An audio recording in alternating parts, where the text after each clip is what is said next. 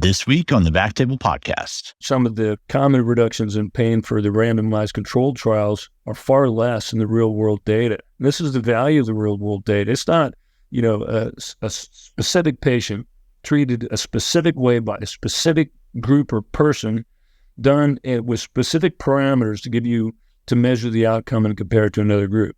This is like anybody that has one condition treated by a number of different people all around the country that with essentially no inclusion and exclusion criteria other than the typical ones that are used in the region, and just kind of seeing what transpires, seeing how the person does.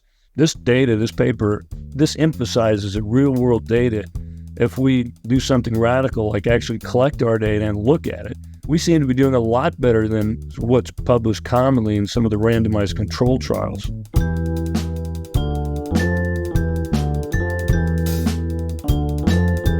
Hello, everyone, and welcome to the BackTable podcast, your home for all things interventional and otherwise minimally invasive. You can find all previous episodes of our podcasts on Apple Podcasts, Spotify, and all other major podcast platforms. First, a brief message from our sponsor. Stryker's interventional spine business offers the control you need, the flexibility you want, and the quality your patients deserve. Stryker is your partner in making healthcare better. From technology to training, from reimbursement tools to patient education, Stryker is there to support you every step of the way. Innovation is the driving force at Stryker. Their extensive product portfolio for vertebral augmentation and radiofrequency ablation procedures ensures that you have the tools needed to provide top-notch care. But their commitment to advancement doesn't stop there. With recent additions like the OptiBlate bone tumor ablation system and FDA 510(k) clearance for the SpineJack system for compression fractures that result from malignant lesions, myeloma, or osteolytic metastasis, you'll be eager to explore all the solutions Stryker has to offer. Learn more at www.strykerivs.com. Now, back to the show. Hello, everyone. This is your host, Jacob Fleming, reporting from a beautiful day in Oklahoma City, and I'm here with the man himself, my soon-to-be former boss, Dr. Beall. How are you today? Well, good afternoon, Dr. Fleming. It is a really nice day here, too nice to be inside, but this is an important topic, so I figured we'd take a few minutes to discuss. And soon-to-be former, meaning in about a month you'll be off and on your own, and it'll be an exciting time in your practice. I still remember my time on my own, and it was absolutely one of the best times that you'll have. And here's a little secret. All the times following will continue to be the best times that you will have if you do whatever it takes to make that career your own. Well, thank you so much for that advice, and I absolutely agree with that. And for me, I'm interested in doing new things, trying new techniques that are better for patient care. But one of the other things I'm very passionate about, having trained with you, is finding those sort of orphaned conditions where patients are often left without treatment, and hence the topic of our discussion today, which is sacral fractures and particularly sacroplasty. So we'll just jump right in with the haymaker. Where are we with treatment of sacral fractures? We, as in the larger medical community, how are we doing taking care of these patients? I would say we're nowhere close to where we need to be, not even close. So let's compare the experience we have now and your status in life in terms of where you are versus when it was when I came out. So shortly after the earth cooled, I finished my residency, and that was in the late 90s. And I'm going to talk a little bit about some of the history of sacral insufficiency fractures, or SIFs, and a little bit about sacroplasty. So when I came out, it was in 1988, it's when I got out of residency. So sacral insufficiency fractures were described when I was in college. And it seems hard to believe, but Lori did the first description of sacral insufficiency fractures in 1982. So this was something that was just completely not recognized at all. And we know that the CT scanner came out in the 70s, and in the 80s we had MRI, but people weren't experienced enough or hadn't had enough exposure to some of these fractures that are difficult to see to even describe them. So it seems I can't quite fathom the fact that it was so late in terms of the ability to diagnose sacral insufficiency fractures. And if you understand why, you look at sagittal views, and people really focus on sagittal views of the MRI of the lumbar spine, and you got to watch the corners, because down at the bottom, anytime you have disruption, increased signal in STIR, decreased signal in T1 to the bottom of the corners, that is not normal. And it's difficult to see, primarily because a lot of times the axial scans don't go far enough south or inferior, and the SI joint has an increased signal. It can have fluid in it. It can have cartilage, or the articular hyaline cartilage in there, and it can have signal heterogeneity, and you just gloss over the fact that the sacral insufficiency fractures, which may be subtle in terms of their signal, you can gloss over that. Oh, that's the SI joint. My mind doesn't recognize it, so my eyes don't see it, and you miss these things fast and slow. The incidence of these fractures, the best data I could get for incidence of fractures, having just finished a teaching curriculum for the Stryker course on how to do this, was between about 4.4 and 12.4%. And that's quite a bit. And it's a fairly common fracture in people that are 75 years old or older. And so as much as we think we're really good at recognizing these fractures, I can tell you that we still aren't great at recognizing these fractures. Okay, so what happens after you do recognize the fractures? Well, the first sacroplasty description was made in 2000, and that was done by a guy named Marcy. And this was done with sacral mets, metastatic disease to the sacrum. 2000, I mean, it seems just unfathomable, but it really was true, because I wasn't doing a lot of sacroplasty. I had done sacroplasty before the year 2000, but not a lot. And as soon as we started seeing more and more of these, I started doing more and more of these, and it was still kind of uncharted territory. And this was something that I started doing, just like 95% of the things that I do today, I never was taught to do in residency or fellowship. And that's not abnormal. That's kind of the normal course of things, and you have to keep on learning. The best thing that you can do is to teach somebody how to learn new things, and you could adapt your visual spatial skills and perfect those, and really understand the anatomy and the do's and don'ts and the general rules. You can quickly and effectively learn new techniques. But these new techniques have really been acquired in the last 24 years since that original description. And these are things treating sacral fractures. As much as we've improved, and we have improved treating sacral fractures. But still, if you look at the number of times these things are missed, statistically, it's going to be about 25% of radiologists. The real number is 23.5%. And 76% of other physicians, non-diagnostic related physicians, will miss these things. So we're still missing fast and slow. And if this isn't a compelling enough story, compelling enough case that we need to do better, how many people are treating underlying osteoporosis after fixing vertebral compression fractures? How many times have we seen this? So you've been with me for a year. I'd be interested in we've seen hundreds of fractures vertebral, and we've seen, probably 40 sacral fractures or something like this. How many times were these people already being treated for their underlying osteoporosis by someone else by the time they came to us? What do you think? What is a good guess number? I know we don't keep track of that. So what's somewhere in the range of 0 and -5%. Yeah. It sure seems like that. The demoralizing component puts it into the negative, I think, is it sure seems like that. There's hardly anybody being treated for it. And so we've got a long way to go. And this is one of these things that I can't really fathom how long we have to go. So, we have, hip fractures in the early 2000s, only about 22% of the patients were treated for that. It went down to 11% by the year 2011. And this was after an anabolic bone agent, teriparatide, called Porteo, made by Lilly, was introduced in November 2001 is when it was approved. And then we had April 2017, we had another anabolic bone agent, Tymlos, abaloparatide. And then April 2019, we had romosozumab Evenity. So we now have 3 anabolic bone agents. And these people that get sacral fractures, that we had somebody in here that we thought had SI pain just this last week or the week before, somewhere in that range.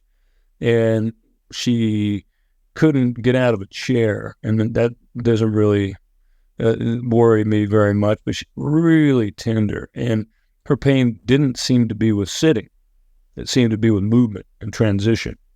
And so, didn't really see anything that had to do with sacral fractures, but the transitional pain, standing to sitting, sitting to lying, getting up and moving around, comfortable as long as she wasn't moving. And sure enough, we sent her for a CT scan, and she had subtle but present and accounted for sacral insufficiency fractures that had been missed over the course of time. So I think this is a combination of vigilance, knowing that they're there, especially after pelvic radiation. People after pelvic radiation, high rate of fractures, and 80% of those fractures in the pelvis will occur in the sacrum. And this is something that should occur at the elderly patient. And I bring that original patient up because she was somewhere in the range of 65, 66, maybe even a year older than that. She wasn't 85, and I told her that, this is something we typically see in 80, 85-year-old thin Caucasian females and Northern European descent, are people that otherwise have a biogenetic predisposition for sacral fractures, and, it's not abnormal, whatever the reason. She had multiple factors, which are beyond the scope, but nevertheless, it's something that raises the level of importance for treatment, raises the level of importance for vigilance, and just that little clinical scenario is something that really, hopefully, will stick with us both to know the difference between SI pain and sacral insufficiency fracture pain, even though they're about, a few millimeters to a centimeter distance from one another. Yeah, it's very difficult, I think, clinical diagnosis when it's not on your plate what you're thinking about. And for some reason, it's just commonly not. Even for us, it's not kind of the first place where we go with the diagnostic criteria that we're thinking of. And we actually put that patient on the table, on our fluoro table, and had a look just because the suspicion was so high. And as we know, most sacral fractures are not readily apparent on radiographs, but it demonstrated the difference between reading a study blind and looking at your own patient who what you're looking for. And we did see some subtle kind of cortical disruption, and that kind of sealed our suspicion. We sent the patient for CT. And I think that commonly this is just not thought of by kind of the first line diagnostic physicians who are involved in this. If a lot of these patients have at least gone to the ER once, if not more, and these can often get glossed over. As you said, a lot of times it's very subtle. And a lot of times I feel that we just see kind of a trabecular disruption on the CT. And MR, of course, you may see increased stir signal. That's the thing we look for, but you can have fractures without much stir signal as well. Is that right? These fractures are notoriously difficult. There's no way that we would have seen them had we had a high level of suspicious to see them. Looking at that and finding the little cortical disruption, that it's one of those things very hard to see, but once you see it, you can't unsee it. And it's there. And sure enough, it was there on CT scan. You see what you look for what you know, and that saying is based on Nobel Prize winning data from Huel and Wiesel in the 70s. But that really is, the visual cortex and the neocortex are related, and once you know it, once you see it, you have to be able to recognize and know what you're looking for to be actually be able to see it literally. You have to be able to see it figuratively as well. So these are things, and patients like this will commonly get missed in physical examination tests for this. Physical examination tests for SI pain, the sacral thrust, sacral compression, Gainsland's, Patrick Faubert's test, and the distraction test. These are in addition to things like Fortin's finger test. These things are this positive in patients with sacral fractures because the lines of force go vertically up and down through the sacral ala. They typically affect S1 and S2 predominantly, a little bit of S3 commonly. And then the force across the body of S2 is the side-to-side force. And these things will transmit down, as you know, based on the Lindstrom data, biomechanical data, down through the superior and inferior pubic ramus.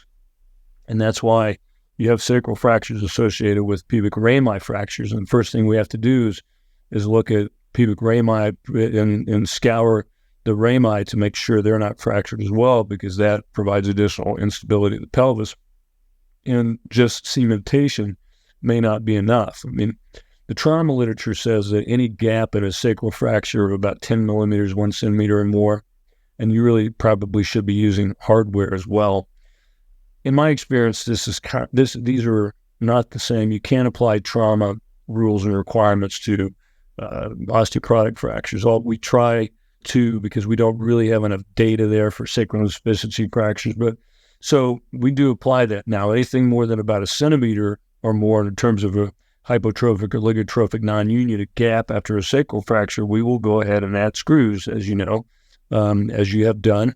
And we've seen a good amount of success to this. And we kind of a low threshold to adding screws anyway, because that's what we do for other sacral pelvic pain scenarios, such as SI joint dysfunction, and it's fairly easy to do. So we have a low threshold to do that. Do we do it too much? I hope not. And I surely don't think we do. But that's, applying, an L1 burst. If grandma falls down from a standing height, she has a fracture medial-laterally and anterior-posteriorly bigger than the level above, level below. What is it? It's a burst. But we don't hesitate at all to treat it with standalone cement, just vertebroplasty, kyphoplasty. And now spine jack, of course, but, we treated this for years. It's very different from a high-velocity injury where, you drive your car into an embankment on I-35 and disrupt your PLL and, have a traumatic burst. These are very different things. And I think the same thing applies to the sacrum. It's very different than a motorcycle injury with a shear force, using the Burgess scale to figure out exactly the mechanism. These are different issues. These are more traumatic issue. But I think we have a long way to go. I think we really need to have the ability to do sacroplasty. And one of the things I see commonly in our registry and enrolling people for sacral fracture fixation is there's not very many people doing this. So in our state, I think there's 2 people doing sacroplasty. I think my former fellow and us. So 3 altogether, soon to be 2. But it's just not the number of people that do this.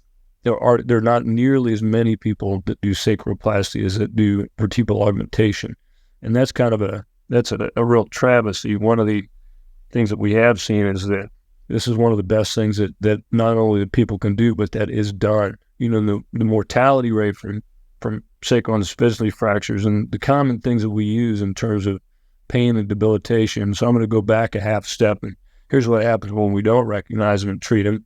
The 1, 3, and 5-year mortality rates for sacral insufficiency fractures, and I'm going to quote some data. This is from Chandra, who did the best systematic review and meta-analysis on sacral insufficiency fractures, and the classic paper for Babia, that here's what happens if you don't treat these people that have sacral fractures. The 1, 3, and 5-year mortality rate ranges from about 11.5 to 23.5 to 20. Almost 27% 1 year, 3 years, and 5 years. If you don't treat somebody with a fracture, by the time you hit a week, the bone loss goes up to 50 times normal bone loss that's age-related, 50 times, which is crazy. At about the 2-week time point, you're cracking along at about, you lose 10 to 15 percent of strength every week that you're down. And by the time you hit 2 weeks, about 10 days to 2 weeks, you're at about equivalent to a 10-year loss, age-related loss in conditioning, bone and muscle. And by the time that you're 5 to 6 weeks out, you're half as strong as you once were. That's just incredible to me. And you put a young guy down, 20-year-old male, and the bone loss is very swift too. If you measure the calcium goes up, bone loss goes up. And this is something that happens in younger patients too. It's just more debilitating in older patients because there's no reserve there. I mean, you get the idea that if you thump them too hard, they lose their grip on the edge of the sink and go down. And this is not something they can or should or have to withstand. And by the time these people are discharged, the Babiev data is, half of them can't be discharged at the level they once were when they came in. And 40% of them will have chronic pain. 40% will have chronic pain. Just can't imagine that. And there are people that would advocate for non-treatment because it's too risky to do treatment. Too risky. Yeah. Too risky. What about is the lack of treatment? What about we compare the treatment versus the non-treatment? In the U.S. Registry, there was one case of extravasation with neural injury. One. There's one case. If you combine the vertebral augmentation and the sacroplasty registry, there's one patient total out of 732 patients in the vertebral augmentation, 102 in the sacral augmentation error analysis. One. The mortality rate at 5 years, 27%, 26.9%. Mortality, people that are dead. And we conducted a long-term follow-up. Mike Fry did the original paper. It was 52 patients and said that, the pain goes, from an 8.1 to 3.6, like immediately after the fracture repair and down to a 0.9 a year out. And we got the idea a few years back to, I wonder what happens to this long-term cohort. And that was post-2007. And so we did it. This was right around 2018. We wanted to publish a 10-year follow-up. And so we look back 10 years, late 2017, we look back, and the pain score went from an 8.1 to 0.9, as I mentioned. And 10 years out, the same cohort had a 0.5 pain score. Those maintained out through 10 years. And the cohort that did not receive treatment, we put in the paper that these patients weren't contacted, is the way that we put that in. And we debated on what to say about this. The reason they weren't contacted is because they weren't living. There was nobody still alive at 10 years after their sacral insufficiency fracture. And, we kind of elected, I thought that was a little bit too powerful of a statement that would take away from the main message that sacroplasty works and is durable. I didn't really want to put a surrogate mortality data in there because it's not a mortality. It's not a mortality article. It's not a claims-based mortality article that we've seen with Abed and his two papers, Chen, Kevin Owens, Josh Hirschen, and our group publishing this with the entire Medicare claims database. And that's the way to do it, propensity score matching the mortality data, being really sure how much good we're doing for people. So we elected not to mention that, but it's due to a combination, not only the fact that sacroplasty, sacral insufficiency fracture is associated with a really high rate of mortality relative to other conditions, but people are old. The average patient, when you say, I have a patient that needs a sacroplasty, in my mind's eye, I see an 85-year-old Caucasian female. And that's who I see, because that's who typically gets sacral insufficiency fractures. They're about 10 years older than the people that typically will get a vertebral compression fracture. And how many people that are that range will be alive in 10 years? So, of course, there's natural causes. People die of deconditioning. They die of pneumonia, by and large. And then one of the other things is pulmonary emboli from DVTs, from laying around in bed. And one of these other interesting things that I learned putting out the sacroplasty curriculum, the how-to, and we did this how to do a sacroplasty because there's nothing out there. And that's probably one of the questions I get asked the most. Hey, I want to do this sacroplasty. I know it's beneficial. I want to start this up. How do I do it? And I sent him a book chapter, the book chapter I did with Michael LaPalma a long time ago. And I sent him a talk on sacroplasty. I sent him some examples, and I've done some work setting up how-tos in kind of a vestigial form, not really something that was extensive. But I thought that was really important. And one of the things that I've learned in the Babiev paper, people said they had included bed sores. And I thought, wonder why I include a bed sore in there. I mean, things like coronary dysfunction, heart dysfunction, the ejection fraction goes down. The pulmonary efficiency goes way down. Forced vital capacity goes way down. You get pneumonia, you get DVTs and Ps, and then, urinary tract infections, and then pressure sores. But I looked this up, and pressure sore has good Medicare data. I was surprised about that, but if you develop pressure sore, it's defined, and the cost that it takes to treat that pressure sore ranges at the low end $20,000, and on the upper end $150,000. It's really a little bit over both of those values, but that's the approximate value. 20 to 150,000. There's good Medicare data on this. So it turns out, granddad lays in the bed and gets a fracture, especially, sacral decubitus fracture over his fractured sacrum. That's going to impede our ability to treat, because one of the only absolute contraindications is an active infection in the region of the treatment site.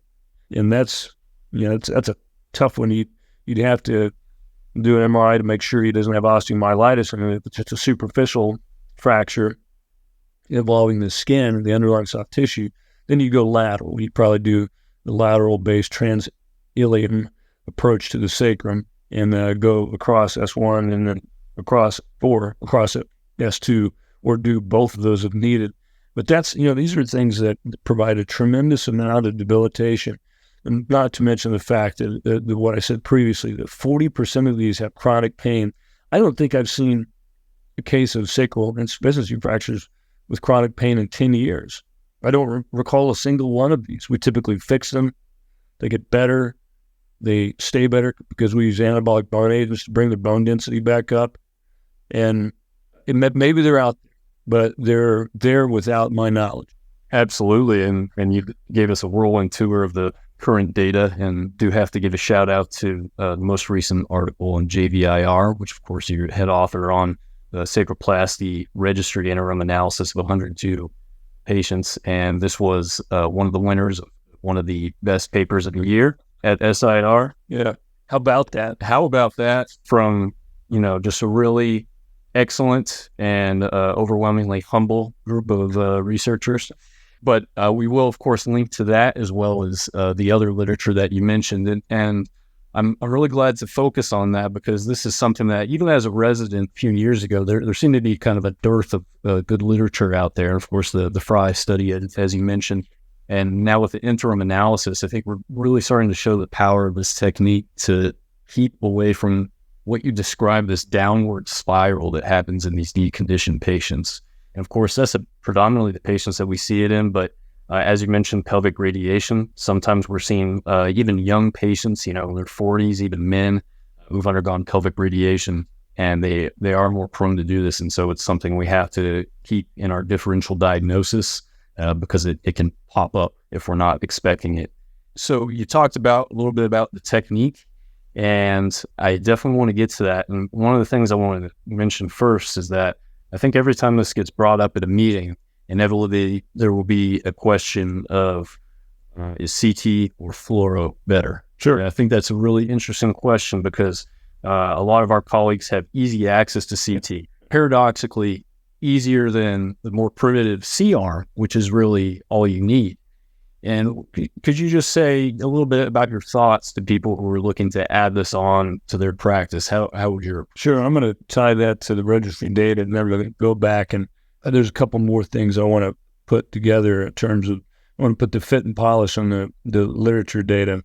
But the registry in general, I just want to have a comment about this, and I'll get to the CT guided versus fluoro guided and what's better. The secret is coming. It's coming here in a few moments. What's better?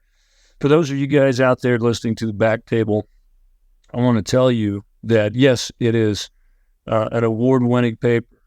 Yes, it was published by JVIR, and yes, this has been recognized by a number of different outlets. It's been popularized. It's been put out on press releases, and it is one of the most salient pieces of literature that has gotten rejected 3 times before it was accepted. And finally, the revision was accepted to JBIR and not out to Daniel Zay. He recognized, I think, that this had incredible value. But the point is don't lose focus. Don't assume that your paper is bad when it's not. Some of the best things I've ever written have gotten rejected the most times, and vice versa. And I've gotten comments back from the registry that they criticize the fact that we didn't have a control arm. And I'm like, this is a registry, right? It doesn't have a control arm. This is a prospective, multi-site collection of data, similar to a post-market FDA phase 4. This is as treated on label type, collect the data in the real world and see how people do. And I've had comments that are that vacant by what should be expert reviewers that are not expert. Otherwise, I even put the word registry in the title of the paper to specify what this was, just so people wouldn't make a mistake. And there was comments for their reviews, of course, that were excellent and very accurate. There were also reviews for the papers, the times that we submitted to a couple of the other journals that were not excellent, that were pedestrian, that were simplistic, that really, you get the idea of reading the reviewers' comments. They didn't even know what they were reading, didn't have enough expertise to be really judging this in a critical way. Having said that, we were finally glad that this found a home in JVIR, and I think it's one of the most salient pieces of literature. And I'm going to make just a quick comment about the literature. The problem is with sacroplasty is this doesn't have industry sponsorship. And you take industry away from the sponsorship for the research data, you have, of course, no research data. And who's going to pay for this? The academic centers? Well, okay, where's the research? I mentioned the original paper done by Mike Fry, pain score 8.1 down to 0.9 at a year. Keith Cortman, he had 200 plus patients, and the average pain score 9.2 to 1.9 at a year. I mentioned Chandra's meta-analysis and then our registry data, and all these are very similar. So our pain pre and post, pre 7.8, after 6 months 0.9. And the reason why this real world data is important is because this amount of pain reduction. So in the Evolve trial, the largest as treated on-label kyphoplasty trial, the amount of pain reduction was 6.3. The average amount of pain reduction in the U.S. registry out of 1,000 plus people enrolled with full data sets collected on 732 is 6.7. And the average, if you've been keeping track, mentally, the average pain reduction for 102 patients on interim analysis of sacroplasty was 6.9. So explain this to me. So if you have a bunch of trick people out there just kind of treating fractures, and I don't really screen the number of sites that we enroll.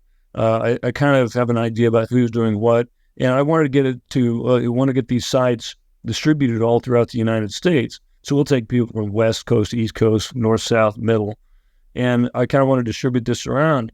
And it's a little bit of a crapshoot. So you roll the dice on this thing, and you're getting a 6.3 to 6.9 point reduction in pain. What about the free trial, the seminal trial comparing kyphoplasty versus 3.5 point reduction? Half, basically. And, the Pombasasio meta-analysis with 50, it came down to be 27 level 1 and level 2 articles out of, over 1,000 papers examined, 4.55 reduction in pain. Well, if you turned out and some of the common reductions in pain for the randomized controlled trials are far less in the real world data. This is the value of the real world data. It's not, a specific patient treated a specific way by a specific group or person done with specific parameters to measure the outcome and compare it to another group. This is like anybody that has one condition treated by a number of different people all around the country that with essentially no inclusion and exclusion criteria other than the typical ones that are used in the region, and just kind of seeing what transpires, seeing how the person does. And so this data, this paper, this emphasizes that real world data, if we do something radical, like actually collect our data and look at it, we seem to be doing a lot better than what's published commonly in some of the randomized control trials. So, in this, some of the registry data that we publish is and to mention the parenthetic comment on this is ongoing. I want to run this out to 250 patients, and big nod to the SIR Foundation that sponsors this. sponsored by the Society Foundation. And we were so successful in the vertebral augmentation registry to enrolling patients quickly and cheaply that we had room to do some other patients. And so we did a sacroplasty registry. And hopefully by the time this is all done, we will have 250 patients. And this is important because, as you know, Medicare and some of the other payers are kind of consistently mining the procedures that are done and often draw things into question. And in a lot of Medicare regions, the sacral kyphoplasty has a T code. It's really lumbosacral vertebroplasty. It's what's coded. And this is done a little bit to protect the reimbursement. And by protecting the reimbursement, what I mean by that is protect the patients against the increased rate of mortality, dramatic increased rate of mortality, chronic pain, dysfunction, UTIs, pressure sores, and everything else that come along with untreated sacroplasty. Because if you don't reimburse for it, nobody pays for it, very few people get treated, and you're relying on things like cash pay, which is, I think, totally unacceptable. So a lot of this is done just to see how we do, and we know how we do. We do pretty darn well, and now at least the interim analysis has put that in terms of data, real-world outcomes. It has put that in print. And if you look at the data of the sacroplasty, I mentioned it wasn't no industry sponsorship. And the article that we published in the 10-year follow-up in the original paper, this was level 3 evidence. There's no level 1 evidence, none. And we have to have something like real-world outcomes, patient-reported real-world outcomes, to be able to put, firm flag, plant that flag. Here's how we do. Here's what's done. And then, one of the few papers done recently by Liu et al., 2019 paper, I love this paper because most people say you do vertebral augmentation or you do non-surgical management. And then if you do non-surgical management, suddenly, poof, the people do what they do and you record them. You don't really record fastidiously all the AEs and SAEs. I think they just go into the pool. It's non-surgical management, conservative. Well, then you record all the AEs and SAEs in the vertebral augmentation. What Lou did is he recorded both augmentation and non-surgical management and found AEs and SAEs 9 times more commonly in the patients treated with non-surgical management than the ones who were treated with vertebral augmentation. And this was a kyphoplasty trial, but it certainly does have some overlap in this. And I want to try to preserve this for the people who need it. As my mother is, of no surprise, is a thin Caucasian female, Northern European descent at the age of 80. And, if she fell down and had a sacral fracture or vertebral fracture or developed sacral insufficiency fractures, for God's sake, I'd want somebody to be able to fix her if she wasn't in my area and wasn't able to get back, and do so without any blockade or any type of hurdle. So rolling back to CT versus fluoro. So here's how it broke down in the sacroplasty registry. It was interesting. So 7% of the time, balloons were used as compared with, most vast majority in the vertebral augmentation registry. We had 35% of patients used CT versus about 3% in vertebral augmentation registry. 35%, and then there was about 7% that used a combination of cone beam, CT, plus fluoro. I was surprised that wasn't a little higher. And then the rest of it was done under fluoroscopy. And so the advantages, of course, under fluoroscopy is it's quicker, it's pretty easy, it's very prevalent. I mean, we do our cases with a marginally competent C-arm held together by tape. And then you have the other option of, but it requires more expertise, more experience. You have to understand sacropelvic anatomy, and it's been my experience that this anatomy is probably not understood as well as it should be across the board. And then with CT, you get a better view of where it goes. You get a better view of extravasation patterns into the sacral foramina, close to the lumbosacral trunk, then the lumbosacral plexus, into the spinal canal, if that is applicable. But it's slower, and it's more expensive, and it's more cumbersome. And some of the original sacroplasty approaches that we do now, we developed under CT, and then did it work backwards. I call that working backwards, developing in a cross section, figuring out what's a safe approach based on anatomy, figuring out what to look for in terms of extravasation patterns, and then taking that, extrapolating that back into what I perceive as quicker and easier. And as long as you have enough expertise to watch for the extravasation patterns, you're okay. An extravasation pattern that you have to watch out for is people think it's around the foramina.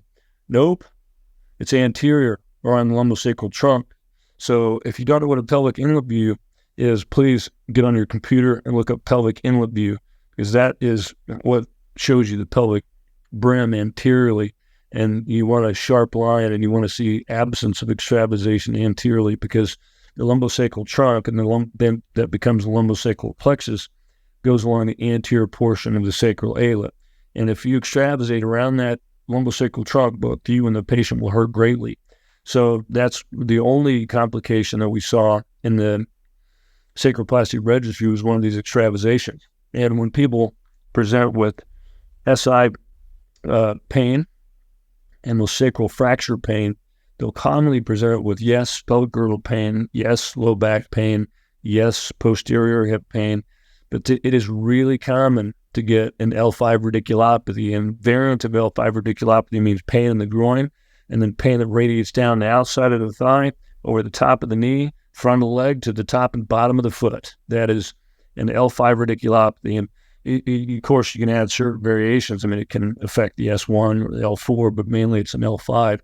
And this is a pseudo radiculopathy, pseudo sciatica, because it's just being irritated. And it's being irritated by that lumbosacral trunk. So that's one of the things. It was a stretch movement of the pelvis bony anatomy with irritation that either comes from sacral pelvic dysfunction, SI joint dysfunction, or a fracture of the sacral ala. You can have a pseudo radiculopathy. So I've heard people say, well, it can't be a sacral insufficiency fracture because a person has sciatica.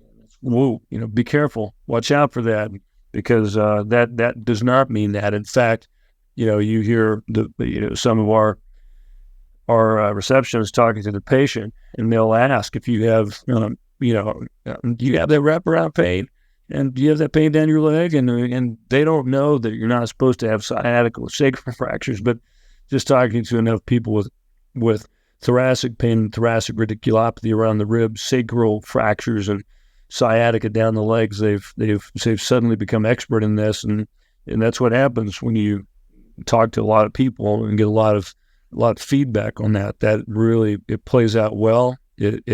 And you understand, you get a good understanding of the pain patterns of presentation, and you're not, most importantly, you're not don't have a lot of influence by your colleagues telling you, oh, this can never happen, that can never happen. Stay away from this, stay away from that. Don't use this, don't use that. I mean, that's one of the worst things that can happen.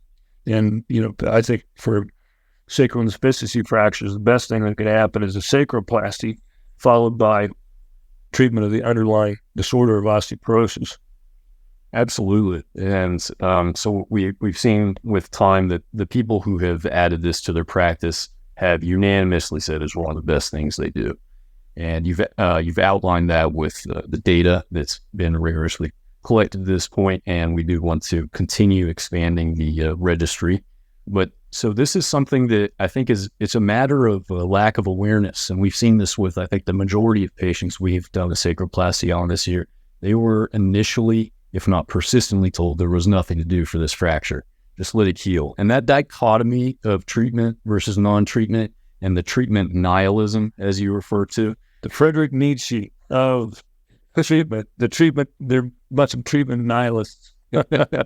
This false dichotomy that it's, just let it heal.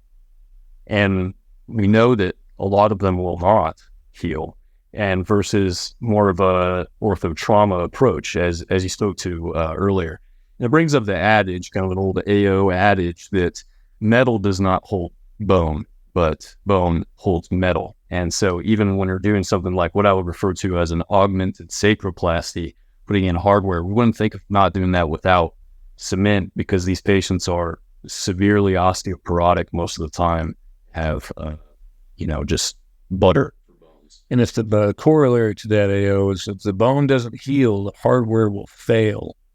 And that's a good cardinal rule. I mean, the bone quality is everything. And knowing how to help that bone heal is also everything. Yeah, some of the new 3D printed screws that we have, the ability to, that are, approximately 60% porous, very similar to cancellous bone, and that really have the diameter of the pores are similar to the diameter of cancellous bone, 200, 300 microns. I mean, they have what's called the wettability and excitability. These sound semi-obscene, but they're descriptions of titanium alloy screws, the ability to take and conduct things that are liquid, including blood, with all the factors and the growth factors in the blood, and the ability to exchange the 2+ cation versus in the calcium onto the screw. And these things are very effective in terms of providing good long-term relief.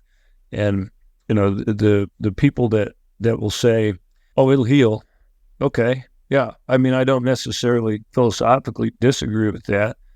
But if plan A is rest analgesic bracing, plan B cannot be rest analgesic bracing. And I would also call into question plan A. Why would you use rest analgesic bracing when you know it's 9 times more risky? Why would you do that, knowing that if this guy gets a pressure sore, that's going to be worth $150,000? How many sacroplasties does it take to match that? Right? It's one of the cheapest things that we do. And how much, when people get into, they have sacral fractures, the average amount of time that is unrecognized is 29 days. Unrecognized, average amount of time. So don't worry, it'll heal. Okay, what happens when it doesn't heal? Do all fractures heal? We see them every day. We will see them tomorrow. We will see them the next day and the next day for fractures that haven't healed. Fractures don't always heal. And if you have an oligotrophic or hypertrophic non-union in your femur, you know it because you can't freaking walk on it. But if you have one in the sacrum, it's hard to walk, but you can walk on it. And people will say, "Oh, don't worry about it. It'll heal." And that can't be both plan A and it can't be both plan B.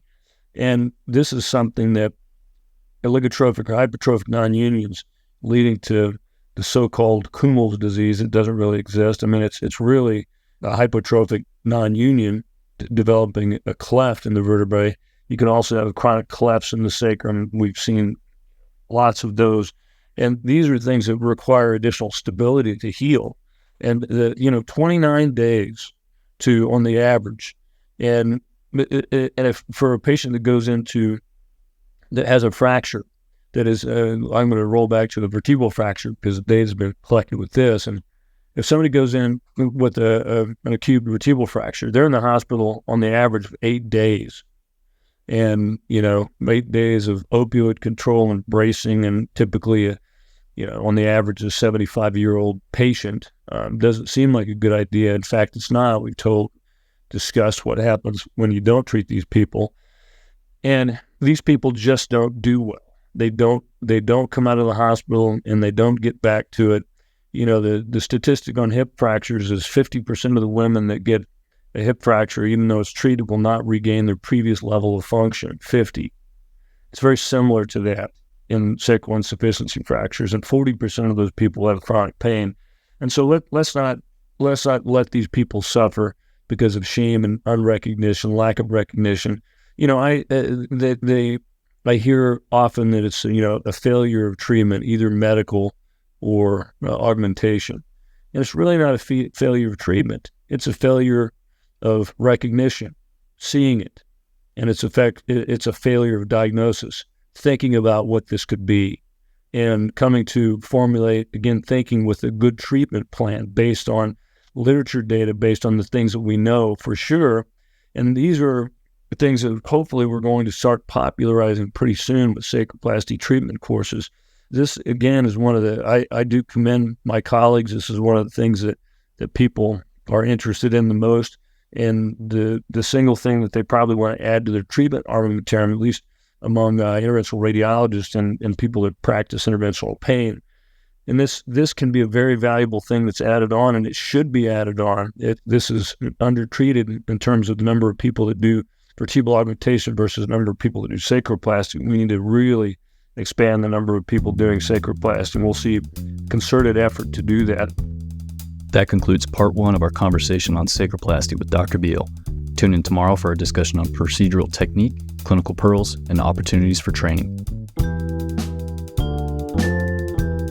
Thank you so much for listening. If you haven't already, make sure to subscribe, rate the podcast 5 stars, and share with a friend. If you have any questions or comments, direct message us at @_BackTable on Instagram, Twitter, or LinkedIn. BackTable is produced and hosted by myself, Aaron Fritz, and co-hosts Chris Beck, Sabine Dong, Michael Barraza, and Ali Behetti.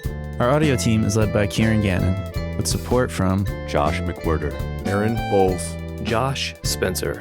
Design and digital marketing led by Brian Schmitz. Social media and PR by Ann Dang, Manisha Naganathanahali, and Manbir Singh Sandhu. Administrative support provided by Jamila Kennebrew. Intro and extra music is Ripperoo by Skeptic Moon. Find us on Spotify or at local live music venues in New Orleans, Louisiana. Thanks again for listening.